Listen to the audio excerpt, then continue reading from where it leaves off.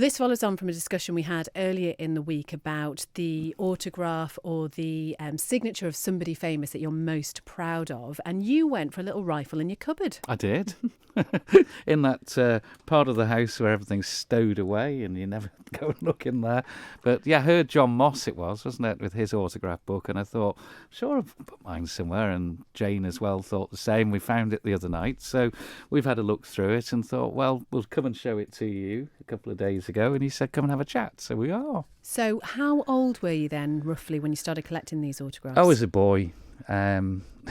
If I heard there was a big artist or band, because I lived in Castletown, we'd find out or guess where they'd be flying to, and I'd get my parents to take me to the airport, and then I'd go up and get their autographs as they were leaving or coming into the island. And were they all quite accommodating? Were they quite happy to give you their autographs? Yeah, most of them, yes. I got Ken Dodd and 10cc, Slade, Mud, Geordie.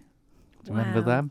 No. So you've got it there. You've also got a couple who are quite literally out of this world. I have 2 astronauts from Apollo 13 who were on the island, and we were just checking them out the other day, and I'll put them up to the camera in a minute. Jack Swigert and Fred Hals didn't, unfortunately, because he didn't come to the island, get Jim Lovell. He was the captain of that particular mission. I didn't realise the others had come. It was probably...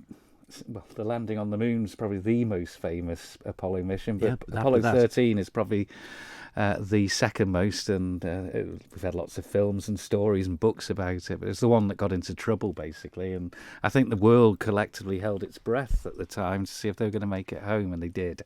I love how on their autograph page, the way, I don't know if they did this or you did this, but the fact that their autographs are written in the sky, because it's a little piece of paper that's like clouds in the blue sky, and their names are written in the blue sky, which is lovely. What I love is the fact that he was trying to make out some of the autographs, weren't you, Tim, in your book, and you were like, I can't make that one out, and it was on a post-it note, and if you just lifted up the post-it note, and it's underneath all the spelling. He printed it underneath, which is very helpful. We talked about this, earlier in the week, that actually sometimes you can get some great autographs and then look back and think, oh, who was that? Well, I think it is essential in that I haven't got anything really famous like Tim's there, but as I was saying, I used to collect the TT guys going up into the paddock, and their autographs rather than them. I didn't actually get them and put them in little boxes, just their autographs. And you try and get a few decals as well while you were up there, stickers in American.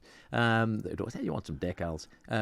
And you get these, and I bring them home and show them proudly to my mum. And she says, right, as Tim got there, she said, now write underneath in your best writing who they are. I'm thinking, what for? I mean, I know who they are. They're really famous. It's Siggy Shatsu and it's Peter Williams and it's all these people. But of course, unless they had a really legible signature, it's true, 10, 15, 20 years down the line, you can't read them and you think, who was that?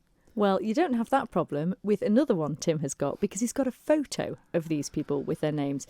Tell us about this one, Tim, and hold it up to the camera. Well, this one, I wanted to get the autograph of the Blue Peter team, and it's of our vintage, Howard, I'm afraid. Yeah, so I wrote a letter to them, and I got the autograph back in the post and a badge. Oh, because I'd written such a nice, polite letter. You. When was this, last week? No, I've lost that ability now. So tell us who's on that. So that has got, it's Valerie Singleton, John Noakes. John Noakes. I'm presuming that's Shep. That's Shep. Petra, the dog. That's Petra the dog. Peter Purvis, and I've forgotten the name now. The other one. Who? That's Val. No, we've said her. Oh, right. And that's Leslie Judd. Leslie Judd. And I think, what was the cat called? It was called something like Jason or what a great name for a cat. Yeah. Jason the cat. That's and brilliant. he has got tiny bats as well. I wasn't lying. I think that's possibly where it all started, because my granddad, who lived in Onken, was a big Nottingham cricket fan, and he, again, wrote away and asked for an autograph. His favourite player was Derek Randall, who was an England player as well, and he got sent a bat with all the Nottinghamshire team on it and a signed picture of Derek Randall as well. So there's a lot of cricket autographs in here, I have to say, as well, and the cricket bat there, that's signed by Sir Richard Hadley, probably the most famous New Zealand player of all time, one of the world's greats. So I think it probably stemmed from a granddad. That's just brilliant, isn't it? And it's lovely to have that. And I think, it's a real, it's something to be passed down. It's just lovely. So if you've got anything lurking in your attic or in a drawer, which you might remember just like Tim has, then get in touch and let us know, 166 177, or email studio@manxradio.com. Thank you so much for that. Do you want me to sign it before you go? Beth's been practicing for the last week. He's to be closed fair, it. so- Closed it. Oh, Right. it's gone.